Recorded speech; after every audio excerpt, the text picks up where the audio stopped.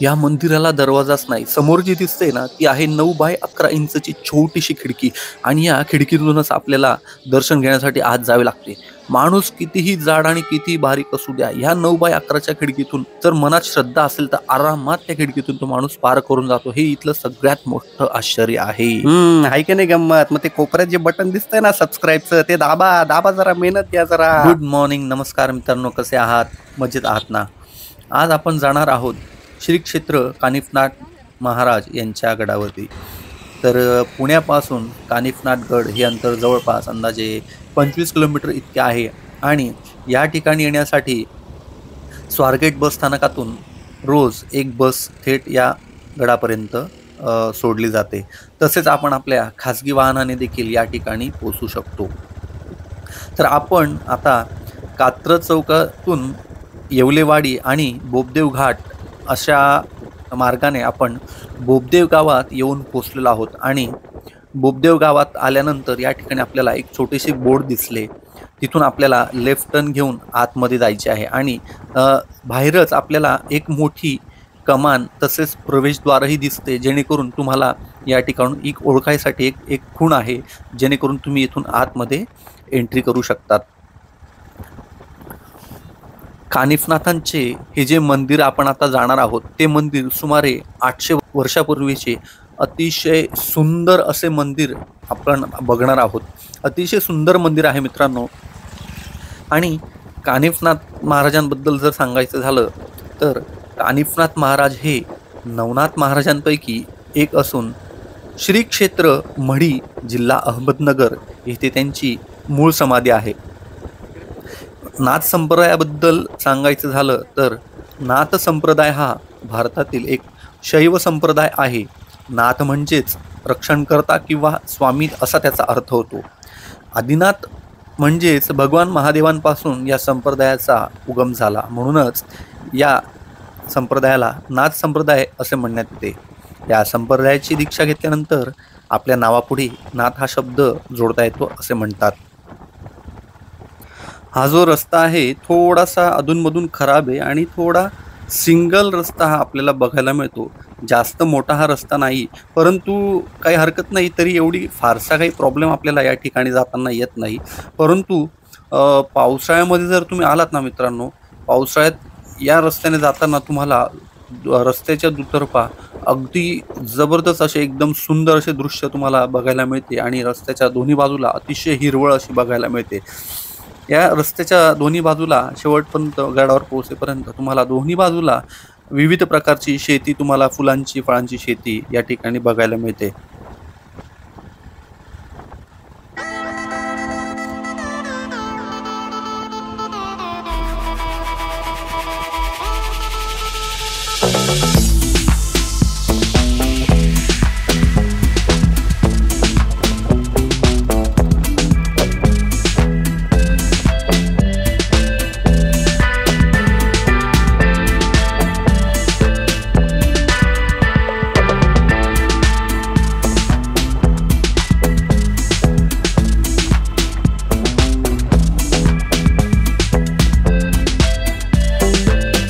आणि तुम्ही बघू शकता, हे बघा आपल्याला रस्त्याने जाताना एक मोठा असा रायडर्सचा ग्रुप आपल्याला दिसलेला आहे. हे बघा भरपूर प्रमाणात असे रायडर्स एका मागे एक जाताना आपल्याला दिसत आहेत. हे बघा, वाव, किती खूप सुंदर दृश्य आहे. आणि एका मागे एक भरधाव वेगाने हे बाईकर्स आपल्या बाईक घेऊन या रोडने आपल्याला जाताना दिसले. वाव. आणि तुम्हाला बघा अजून एक गंमत दाखवतो. रस्त्याने जाताना वाटेतच आपल्याला टमाट्याची शेती लागलेली आहे आणि या शेतीमध्ये आता टमाट्यांचा सीझन सुद्धा आहे आणि या शेतीमध्ये सर्वत्र हिरवे आणि लाल टमाटे आपल्याला या ठिकाणी बघायला मिळाले. खूप मजा आली मित्रांनो. हे बघा, सर्वत्र मस्तपैकी सर्वत्र लाल लाल हिरवेगार टमाटे आपल्याला इथे बघायला मिळाले. हा पण एक वेगळा अनुभव होता. मस्त मजा आली. चला आता पुढच्या आपल्या प्रवासाला पुन्हा एकदा निघूया.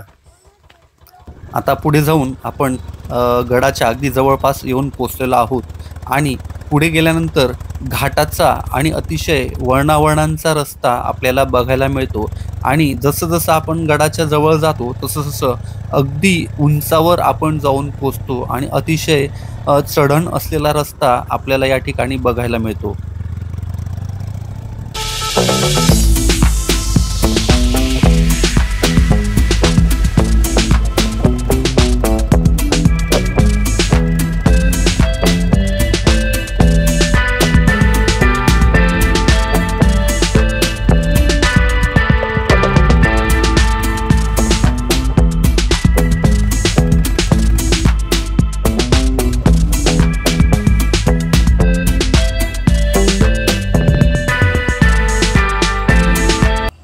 आणि फायनली आपण आता गडावर येऊन पोचलेलो आहोत आणि गडावर पोचल्यानंतर आपल्याला या ठिकाणी दुसरी मोठी कमान बघायला मिळते, ती म्हणजे श्री क्षेत्र कानिफनाथगड बोपगाव. या कमानीच्या बाहेरील तसेच आतील बाजूस आपल्याला टू व्हीलरसाठी पार्किंग करण्यासाठीची मोफत सुविधा आपल्याला बघायला मिळते. त्यानंतर सर्वप्रथम बाहेरच आपल्याला दर्शन घडते ते संपूर्ण नवनाथांचे. समोरच एका शेडमध्ये आपल्याला संपूर्ण नवनाथांच्या मूर्तींचे आपल्याला या ठिकाणी दर्शन होते.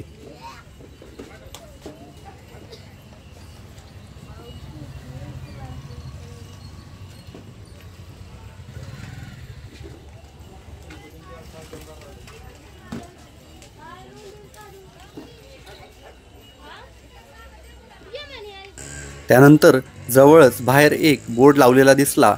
कानिफनाथ ट्रेकिंग अँड हिल क्लबच्या वतीने वासोटा किल्ल्याची ट्रेकिंग 7 आणि 8 डिसेंबर रोजी आयोजित करण्यात आलेली आहे आणि त्यासाठी प्रतिव्यक्ती 1000 रुपये आकारण्यात येणार आहे. ज्याला कोणाला इंटरेस्ट असेल ते या ठिकाणी जाऊन जॉईन करू शकतात. त्यानंतर आपण आता पुढे जाण्यास निघालेलो आहोत आणि जवळच मंदिराच्या बाहेरच्या परिसरात आपल्याला विविध प्रकारची पूजेच्या साहित्यांची दुकाने या ठिकाणी आपल्याला बघायला मिळतात. तसेच लहान मोठी हॉटेल्स देखील या ठिकाणी आहेत, जेणेकरून तुम्ही या ठिकाणी तुमचा नाश्ता किंवा जेवण या ठिकाणी घेऊ शकतात.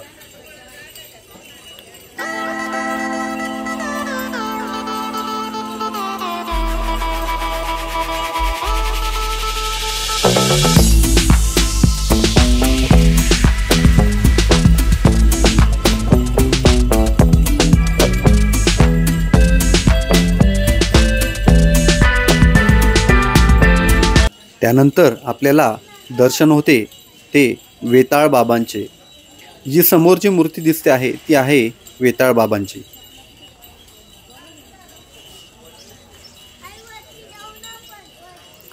त्यानंतर पुढे गेल्यानंतर आपल्याला दर्शन होते ते म्हणजे हबप वैकुंठवासी कृष्णाजी फडतरे, जे कानिफनाथगडाचे शिल्पकार होते.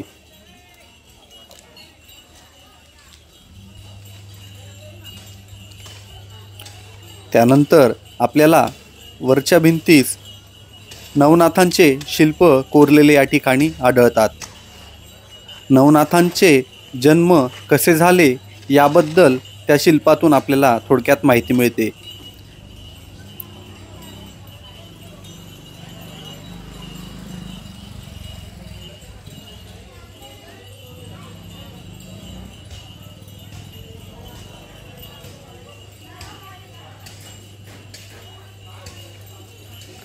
त्यानंतर आपण कानिफनाथ महाराजांच्या प्रमुख मंदिराकडे वरती जाण्यासाठी आपण आता निघतो. जवळपास 100 पायऱ्या चढून आपण कानिफनाथ महाराजांच्या मुख्य मंदिराकडे आपण आता वाटचाल केलेली आहे. मागे वळून बघितले की आपल्याला मारुतीरायांचे दर्शन होते.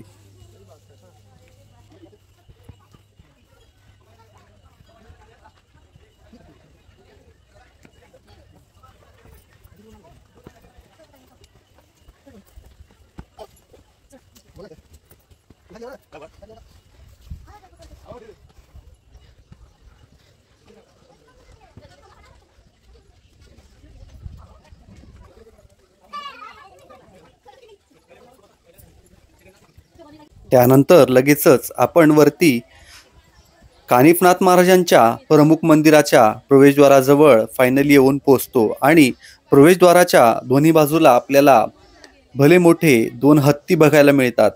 हत्ती म्हणजेच ऐश्वर्याचं प्रतीक.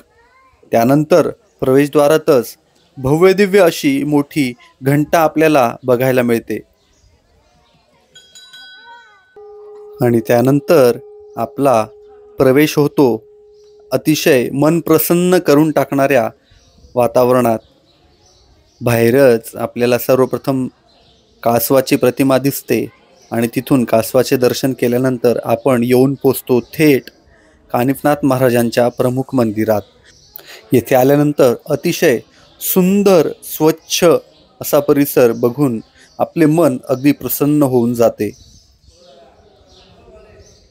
डाव्या बाजूला महिलांसाठी तसेच उजव्या बाजूला पुरुषांसाठी बसण्यासाठी भव्य दिव्य अशी जागा बघायला मिळते. आणि सगळ्यात मोठी आणि आश्चर्याची गोष्ट जी आता तुम्ही येथे बघणार आहात ती म्हणजे या मंदिराला दरवाजाच नाही. होय मित्रांनो, तुम्ही बरोबर ऐकलत. या ठिकाणी तुम्हाला भगवान कानिफनाथांचे दर्शन जर करायचे असेल तर समोर जी तुम्हाला एक छोटीशी 9 बाय 11 इंचाची एकदम छोटीशी अशी खिडकी तुम्हाला बघायला मिळते आहे. त्या खिडकीतूनच तुम्हाला आतमध्ये प्रवेश करायचा असतो. आणि मुख्य बाब म्हणजे या ठिकाणी फक्त पुरुषांनाच आतमध्ये जाण्यास परवानगी आहे. आणि पुरुषांना देखील आपल्या अंगावरील शर्ट, बनियन तसेच कमरेचा पट्टा जो आहे तो काढून आतमध्ये जावे लागते. आणि सगळ्यात मोठी आश्चर्याची गोष्ट म्हणजे ही जी छोटीशी खिडकी आहे त्यातून कितीही जाड मनुष्य असू द्या किंवा कितीही बारीक मनुष्य असू द्या, तो अगदी मनात श्रद्धा असेल तर अगदी आरामात निसंकोचपणे या खिडकीतून आतमध्ये जातो आणि कानिफनाथ महाराजांचं दर्शन करतो. तर आहे ना मित्रांनो आश्चर्याची गोष्ट. तुम्ही देखील एकदा या ठिकाणी नक्कीच भेट द्या आणि हा अनुभव नक्कीच करा. कारण अशी अनेक लोक देखील या ठिकाणी आलेली आहेत की जे बारीक असून देखील सुद्धा या ठिकाणी आतमध्ये प्रवेश करू शकले नाहीत. तुमच्या मनात जर श्रद्धा असेल आणि जर काही शंका नसेल तर तुम्ही देखील या अगदी छोट्याशा खिडकीतून आतमध्ये प्रवेश करून भगवान कानिफनाथांचे दर्शन अगदी सहजपणे करू शकतात. चला तर आता दर्शन करून झाल्यानंतर मंदिराच्या बाहेरचा परिसर आपण आता एक्सप्लोर करणार आहोत. मंदिराच्या बाहेर आल्यानंतरच आपल्याला एक भला मोठा हत्ती दिसतो आणि हत्तीच्या कानातून एक छोटेसे बाळ बाहेर येताना दिसते. मित्रांनो, हे बाळ दुसरे कोणी नसून भगवान कानिफनाथच आहेत. भगवान कानिफनाथांचा जन्म हत्तीच्या कानातून झाला, त्यामुळे त्यांचे नाव कानिफनाथ असे पडले. मंदिराच्या बाहेरचा परिसर अतिशय सुंदर आहे आणि मंदिराच्या चारही बाजूंनी भली मोठी आपल्याला झाडं बघायला मिळतात, ज्यामुळे या ठिकाणी थंडावा वातावरणात जाणवतो.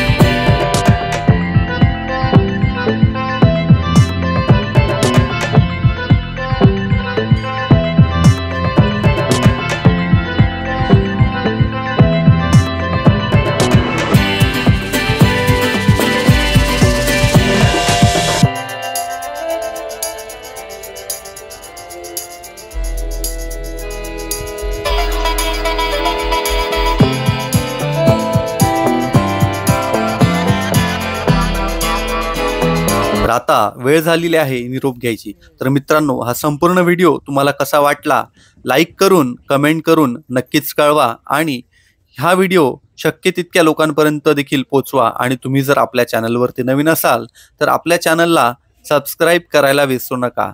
चला तर मित्रांनो, पुन्हा एकदा भेटूया अशाच एका नवीन व्हिडिओसह. तोपर्यंत बघत राहा फंजॉयमेंट.